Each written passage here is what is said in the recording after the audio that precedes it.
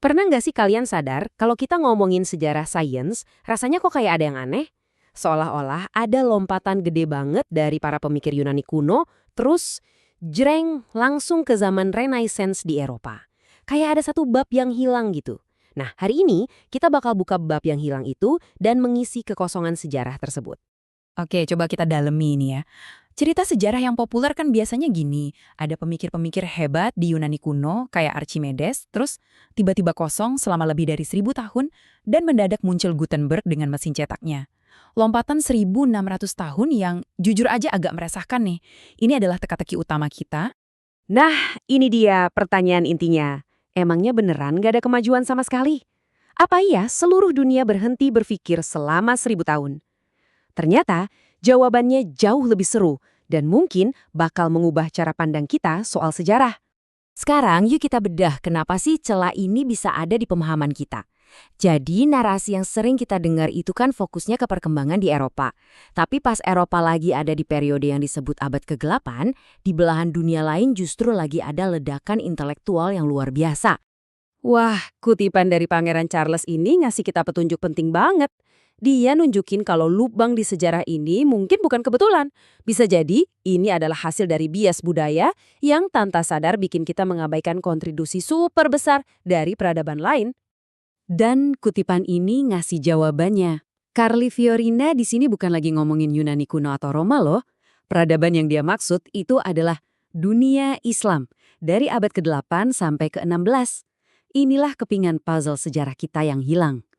Selamat datang di zaman keemasan. Ini adalah era ketika para ilmuwan, insinyur, dan cendekiawan di dunia Islam nggak cuma menjaga ilmu pengetahuan kuno, tapi juga mengembangkannya secara gila-gilaan. Jadi, poin paling pentingnya adalah ini. Meskipun Eropa lagi mengalami masa tidur secara intelektual, obor pengetahuan itu nggak pernah padam.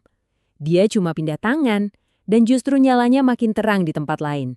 Jadi, konsep abad ke-8 yang berlaku buat seluruh dunia itu ternyata sama sekali nggak akurat. Coba deh, kita lihat peta ini sebentar. Ini bukan cuma satu negara ya, tapi sebuah peradaban yang membentang di 3 benua. Dari Spanyol, tempat lahirnya instrumen bedah canggih, sampai ke Irak, pusat dari institusi legendaris bernama Baitul Hikmah, atau Rumah Kebijaksanaan. Disinilah aljabar dan kimia modern lahir.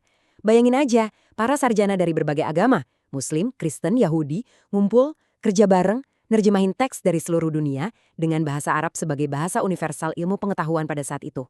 Dan inovasi ini nyentuh hal-hal yang mungkin nggak kita sangka. Suka makan dengan hidangan pembuka, utama, dan penutup. Nah, konsep itu diperkenalkan ke Eropa dari dunia Islam. Sama juga dengan permainan catur yang kita kenal sekarang, dan bahkan jam mekanis yang rumit, itu udah ada berabad-abad sebelum akhirnya menyebar luas di Eropa. Di bidang pendidikan, dampaknya benar-benar revolusioner. Universitas pertama di dunia yang ngasih gelar itu didirikan di era ini. Konsep aljabar yang jadi fondasi matematika modern itu juga diciptakan di sini. Dan perpustakaan-perpustakaan raksasa dibangun bukan cuma buat nyimpan buku, tapi buat aktif nerjemahin dan ngembangin ilmu dari seluruh dunia. Terus di bidang kedokteran, wah, lompatannya luar biasa banget. Rumah sakit dengan bangsal khusus, apotek yang meracik obat sendiri, instrumen bedah yang presisi, bahkan deskripsi akurat pertama soal sirkulasi darah di paru-paru. Ini beneran fondasi dari kedokteran modern. Oke, dari gambaran yang luas tadi, ayo kita fokus ke satu contoh nyata kejeniusan teknik pada masa itu. Mari kita kenalan sama seorang insinyur hebat bernama Al-Jazari dan mahakaryanya. Jadi, ini adalah perintah dari seorang raja kepada Al-Jazari. Sang raja saking kagumnya sama mesin-mesin otomatis ciptaan Al-Jazari, sampai dia minta semuanya didokumentasikan. Hasilnya adalah sebuah buku yang jadi harta karun buat sejarah teknologi. Dan ini dia salah satu ciptaannya yang paling spektakuler, jam gajah. Ini bukan cuma penunjuk waktu, ini adalah sebuah statement. Tiap elemennya itu melambangkan peradaban yang berbeda. Seolah bilang kalau pengetahuan itu milik bersama seluruh umat manusia. Sebuah mahakarya teknik sekaligus simbolisme. Keren banget. Jadi, gimana cara kerjanya?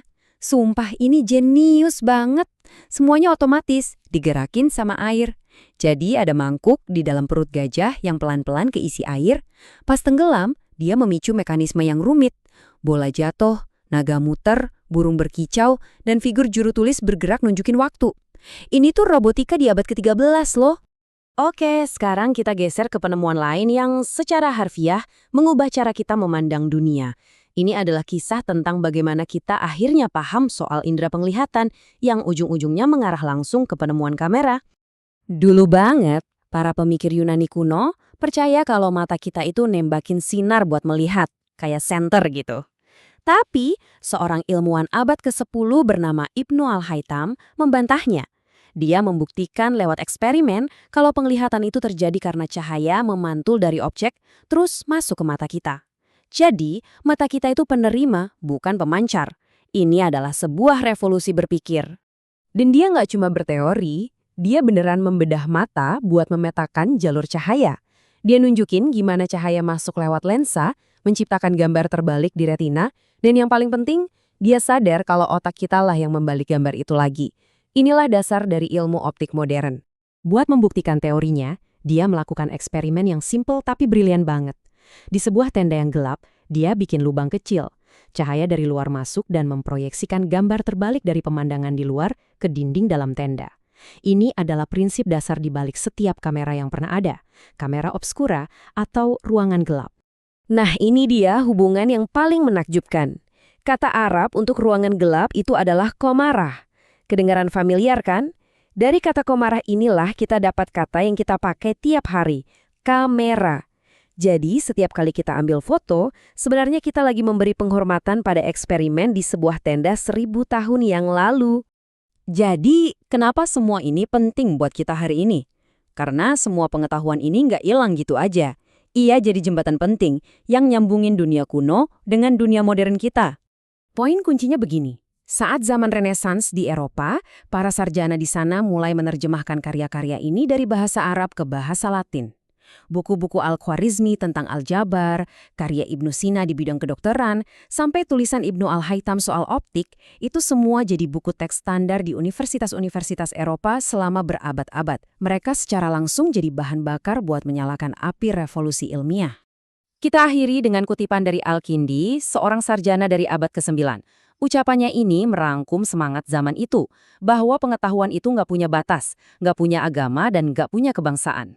Sebuah pengingat yang kuat banget bahwa kemajuan umat manusia itu adalah hasil dari warisan kita bersama.